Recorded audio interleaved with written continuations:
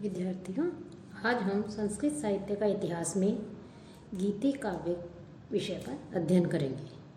कि संस्कृत साहित्य में काव्य के दो भेद माने गए हैं, दृश्य काव्य और श्रव्य काव्य।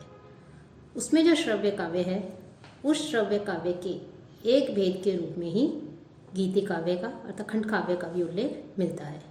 कि पाश्चात्य समीक्षा शास्त्र जो है उसमें खंड काव्य के स्थान पर जो गीति काव्य है उसका प्रयोग किया गया है। और गीति काव्य किसे कहते हैं? जिन पदों या पद्यों को गाया जा सके वह गीति काव्य कहलाता है। कि मानव जीवन के किसी एक ही पक्ष का उद्गम अथवा अंतरात्मा के किसी एक ही पटल का चित्रण करना गीति काव्य का प्रमुख प्रतिपाद्य होता है। गीति काव्य को कुछ लोग मुक्तक भी कहते हैं, कुछ विद्वान। गीति काव्य को तथा जो गाया जा सके, अंग्रेजी में इसके लिए लिरिक शब्द का भी प्रयोग किया गया है। गीति काव्य जो है, उस काव्य में भावुक कवि जब अपनी रागात्मक वृत्ति को थोड़े शब्दों में प्रकाशित करना चाहता है तो माधुर्यमय अभिव्यक्ति जो है वो प्रायः गीति रूप में प्रस्फुटित होती है। तो सुकुमार भावनाओं की मधुर शब्दों में अभिव्यक्ति ही गीति है। ये गीति क्या है? कि जो कवि की जो भावनाएं हैं, जो सुकुमार भावनाएं हैं, उन भावनाओं की जब वो मधुर शब्दों में अभिव्यक्ति करता है तो मधुर शब्दों में अभिव्यक्ति ही गीति कहलाती है। कविता में मानव मन की किसी विशिष्ट स्थिति के समय जो विचार उत्पन्न होते हैं तो उन विचारों की परिणति ही कविता में होती है। और इसमें प्रायः जीवन के किसी एक पक्ष का वर्णन किया जाता है। भारत में जो गीति काव्य है, उस गीति काव्य की परंपरा अत्यंत प्राचीन है। कि अभी ये कुछ विद्वानों का ये कहना है, ये मानते हैं कि भारत में गीति काव्य का प्रचलन पाश्चात्य प्रभाव से आया। लेकिन जब हम पीछे की ओर देखते हैं तो गीति काव्य के इतिहास का समारंभ हम वेदों से मानते हैं, वेदों में देखते हैं कि ऋग्वेद के उषः युक्त जो गीत भावना है वो जो है इसके प्रथमोद्गार है। इनमें हृदय के निर्मलतम अभिव्यक्तियों का अकृत्रिम प्रकाशन किया गया है। कि जो ऋग्वेद है, उस ऋग्वेद से जो है हम गीति काव्य का जो है एक तरह से प्रारंभ मान सकते हैं कि वहाँ से जो है गीति काव्य का प्रारंभ हुआ। कि ऋग्वेद के युग से लेकर गीतों की रचना का अभ्यास हमेशा रहा है। जो सामवेद है वो सामवेद भी तो गीतों का ही वेद माना जाता है। कि भारतीय गीति काव्य उतना ही प्राचीन है जितना वेद, क्योंकि वैदिक मंत्रों में सर्वप्रथम रागात्मकता का समावेश हुआ है। और विश्व का सबसे प्राचीनतम काव्य ग्रंथ ऋग्वेद को ही मानते हैं। ऋग्वेद में उषा विषयक ऋचाएं जो मिलती हैं वो विशेषकर गीतात्मक भी हैं और उसमें सुंदर सुकुमार शब्दावली के साथ साथ भावों की सुंदरता भी दर्शनीय है। इसी प्रकार सामवेद में भी कई सुंदर गीत हैं और उसे आर्य जाति आदि का ही गान कहा जाता है। वैदिक साहित्य में गीति काव्य की कोई विभिन्नता नहीं दी गई थी, क्योंकि काव्य का गेय होना आवश्यक माना जाता था।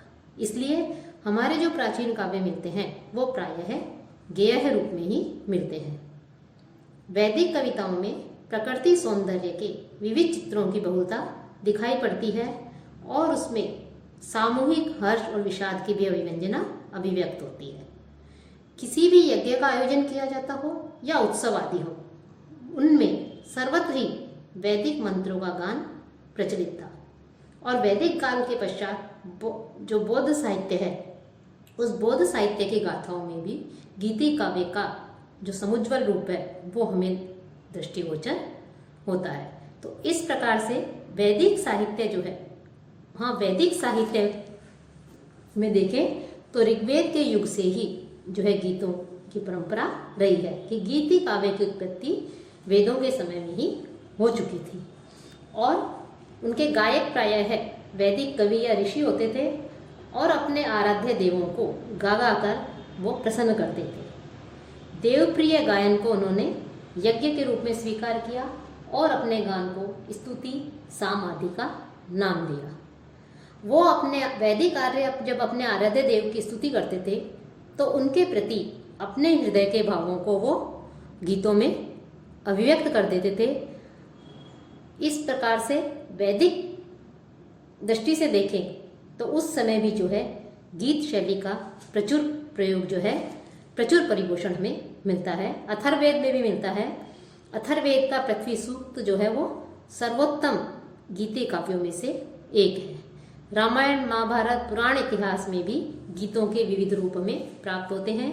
सीता के वियोग में राम का रुदन, दमयंती का नल के वियोग में विलाप आदि जो है गीति काव्य के प्रसिद्ध उदाहरण है। महाभारत में भगवत गीता भी गीति काव्य का एक अनंत रूपम कह सकते हैं। संस्कृत जो गीति काव्य हैं उन गीति काव्यों में बहुत सी विशेषताएं भी पाई जाती हैं और जो गीति काव्य हैं उन गीति काव्यों में प्रकृति चित्रण का भी प्रमुख स्थान होता है। बाह्य प्रकृति और अंतः प्रकृति इन दोनों का परस्पर जो प्रभाव है वो बड़ी सजीवता के साथ में इन गीति काव्यों में जो है दर्शाया जाता है। संयोग और वियोग दोनों ही अवस्थाओं में प्रकृति मानव हृदय पर अपना प्रभाव डालती है और इन सब का उल्लेख जो है गीति काव्यों में प्रकृति चित्रण के रूप में हमें मिलता है। साथ ही गीति काव्य प्राकृतिक दृश्यों के चलचित्रों के समान रसिकों के सामने उपस्थित होकर के अपने सौंदर्य को जो है वो निखारते हैं। तो गीति काव्य जो है गेय होने के कारण, गाए जाने के कारण उन्हें जो है गीति काव्य कहा गया है और इन्हें ही भारतीय विद्वानों ने खंड काव्य भी कहा है। खंड काव्य और गीति काव्य इनमें विशेष भेद नहीं करते हुए इन्हें एक ही समझ लिया। संस्कृत वाङ्मय में गीति काव्य या खंड काव्य एक सरस अंग के रूप में ही माने गए हैं। इनमें जहाँ महाकाव्य में एक और जीवन के समग्र और विविध चित्रण चित्रित किए गए हों, वहीं खंड काव्य में जीवन के किसी एक पक्ष या किसी एक घटना का इसमें चित्रण प्रस्तुत किया जाता है। गीति काव्य की विशेषताओं में देखें तो हम गीति काव्य में भाव तत्व की प्रधानता होती है, आंतरिक विशेषता और गानोचित छंदों का परिवेश इसका बाह्य विशेषता है। काव्य का प्रथम प्रभु विष्णु रूप गीतात्मक है और गीत का छंदोद्बद्ध होना इसका विशेष लक्षण है। इसकी विशेषताओं में सबसे पहले हम देखते हैं भाव प्रधानता एवं संगीतमयता कि जो काव्य है उस काव्य में जब भाव की प्रधानता होती है, भाव की अतिशयता होती है, तो लोक में उसे गा गा करके हृदयंगम किया जाता है और जो भाव है उन भावों को संगीत का परिधान प्राप्त होता है। ऐसे काव्य में क्या हुआ, कैसे हुआ, कब हुआ, इन सब बातों का महत्व नगण्य है। इसमें गीति काव्यों में महाकाव्योचित जो आख्यान होते हैं उनका वो और उनका वर्णन दोनों की आवश्यकता नहीं रहती। इसमें भावमयी अनुभूति की विशेषता मुख्य रूप से होती है। यह संगीत का विषय रहा है और कवि के लिए ऐसी अनुभूति केवल मानवों तक सीमित नहीं है, उसे तो चराचर जगत में सर्वत्र भावुकता की लहरी मानसगोचर होती है। तो इस प्रकार से जो गीति काव्य है उस गीति काव्य में भाव की प्रधानता होती है और संगीतमयता होती है। गीत काव्य छंद प्रधान होता है, इसी में से उसमें लयात्मकता होती है और संगीतात्मक अनुगुंजन भी इसमें होता है। गीति काव्य का अर्थ है गेय, अर्थात तो गीति काव्य में जो गेयता है वो गेयता होनी चाहिए और साथ ही भाव की भी प्रधानता होती है। साथ ही इसमें छोटे पद्य और पूर्ण चित्रों का प्रयोग किया जाता है। गीति काव्य में अनेक छोटे छोटे लेकिन उत्तम कोटि के पद्य होते हैं जो प्रत्येक अपने स्वतंत्र रूप से उन्नत एवं परिष्कृत रूप में एक चित्र प्रस्तुत करते हैं। साथ ही साथ यहाँ जो पद्य प्रस्तुत किए जाते हैं उन्हें प्रत्येक पद्य का अपना ही सौंदर्य होता है और उसका अपना ही एक आनंद होता है। गीति काव्यों की तीसरी विशेषता देखें तो इसमें यथार्थता की अभिव्यक्ति होती है कि इन पद्यों में जो प्रेम है उसकी अनेक मुद्राओं और भावनाओं के एक अंग का वर्णन करके इनमें अनुपम विभिन्नता, समृद्धि और सूक्ष्मता की सिद्धि की गई है। एक पूरे भाव अथवा स्थिति को एक पद्य में संकुचित करने की आवश्यकता ने जो है, इसमें जो वर्णन किया जाता है उस वर्णन में काव्य के विचार और भाव में जो है उत्कृष्ट यथार्थ और ओजस्विता ला देता है। साथ ही इसकी विशेषताओं में प्रकृति चित्रण भी मुख्य रूप से देखा जाता है गीति काव्यों में, क्योंकि जो प्रकृति है वो प्रकृति मानव को प्रारंभ से ही प्रभावित करती रही है कि मनुष्य जो है वो प्रकृति की गोद में ही पला है।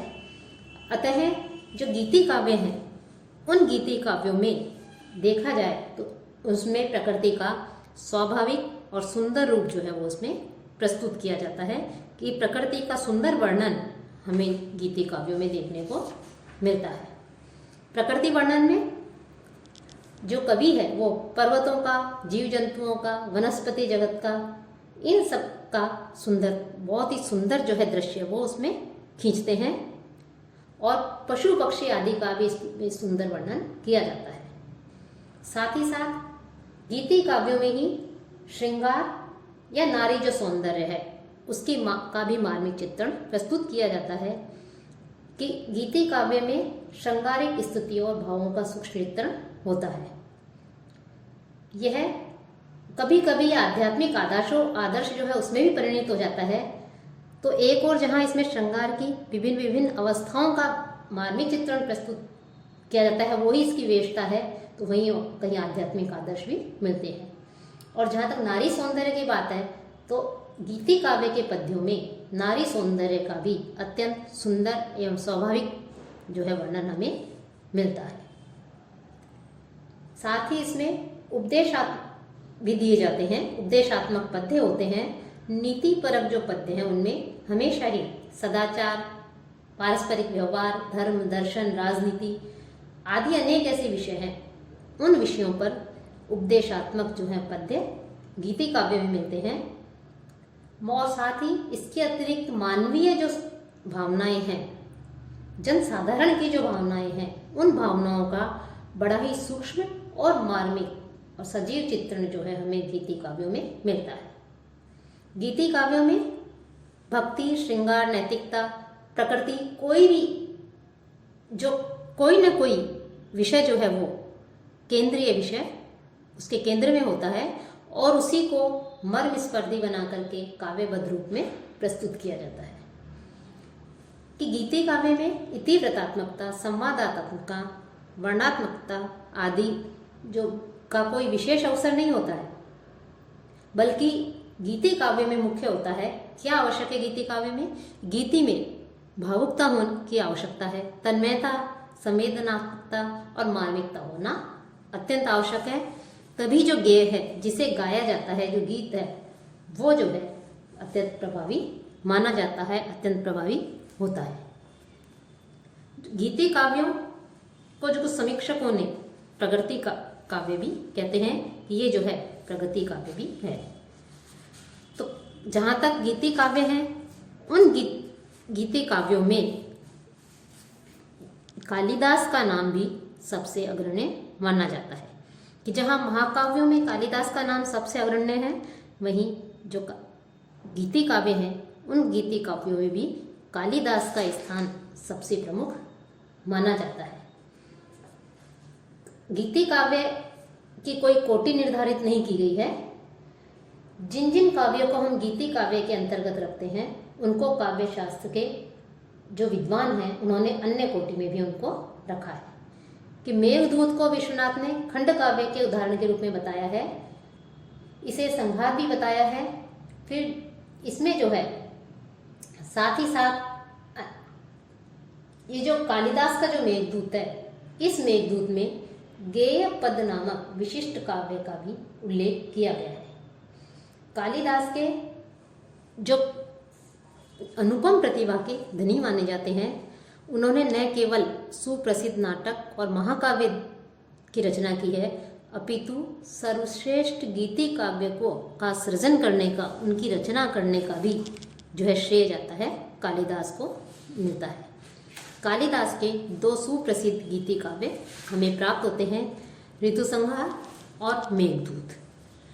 तो इसके अलावा अन्य कवि भी हुए हैं जिन्होंने जो है काव्यों की रचना की है। तो संस्कृत तो हम ये कह सकते हैं कि संस्कृत काव्य धारा में गीति काव्य वह काव्य है जिसमें मानव के अंतरात्मा के किसी एक पटल का चित्रण होता है और जीवन की किसी विशिष्ट घटना का इसमें वर्णन किया जाता है। इन गीति काव्यों का वर्णन विषय कहीं श्रृंगार, कहीं धर्म, कहीं नीति होती है।